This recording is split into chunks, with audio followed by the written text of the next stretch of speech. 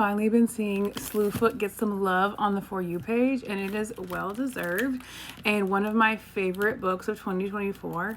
I read it so that you don't have to. Slewfoot is about Abatha and Samson. It is set in the Northeast in the mid 1600s. Abatha was sold by her drunken POS father to a man in the colonies to be his wife.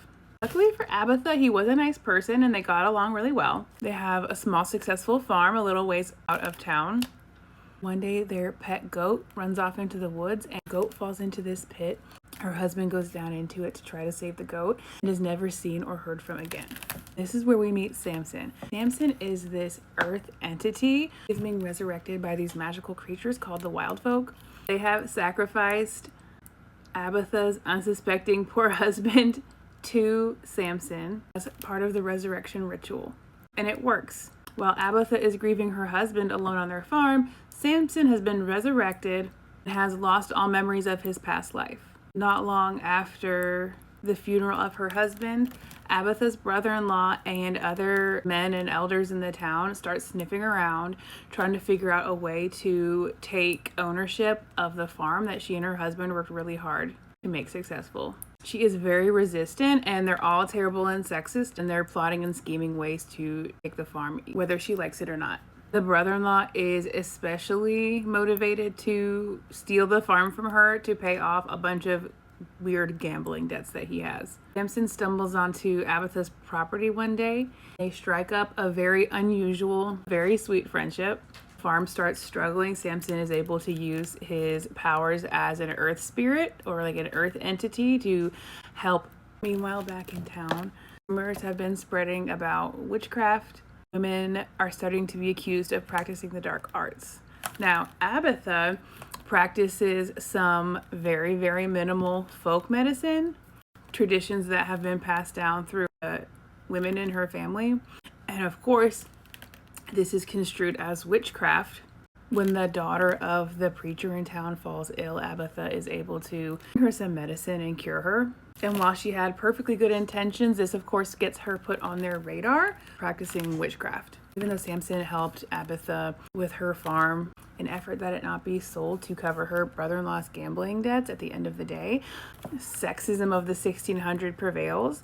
And the men in the town get together, form an angry mob, descend on her property, arrest her. They tie her up in the middle of the town for days at a time.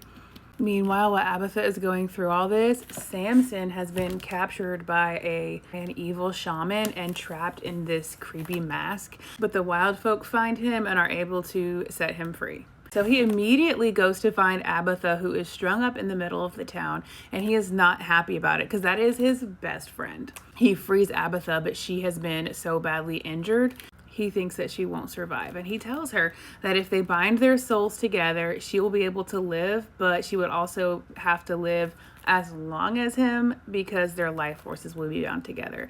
And she says, you know what? Hell yeah. They do the ceremony. Immediately her human legs transform to goat legs. Hence where Slewfoot comes in. So now Abatha takes revenge on the entire town in the most satisfying exhibition of feminine rage that I have ever seen. She gets her brother-in-law. She gets all of the men who were trying to take her farm. There's one last person who sold her out in the end when she got arrested, and he's hiding in the local church.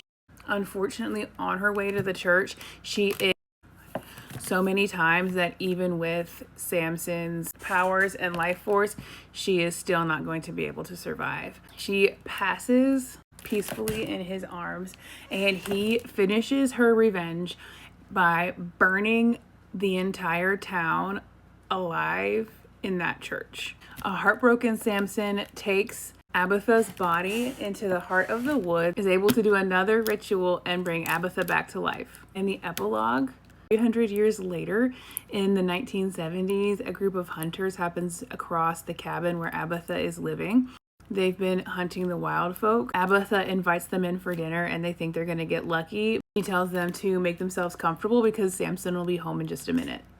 This was one of my favorite books. The first half was just infuriating, watching Abatha get mistreated by her brother-in-law. and by all the terrible sexist men in the town. And then the second half was watching her take the most satisfying revenge on all the people that did her wrong. And in the end, she got to live with her bestie, quasi half boyfriend in the woods. 10 out of 10. If you like to hear a plot summary instead of reading a whole book, or before you decide if you're going to read a book, then you should listen to my podcast called Read It and Screech, where I give you the cliff notes and the cringiest quotes, and you can like and follow for more.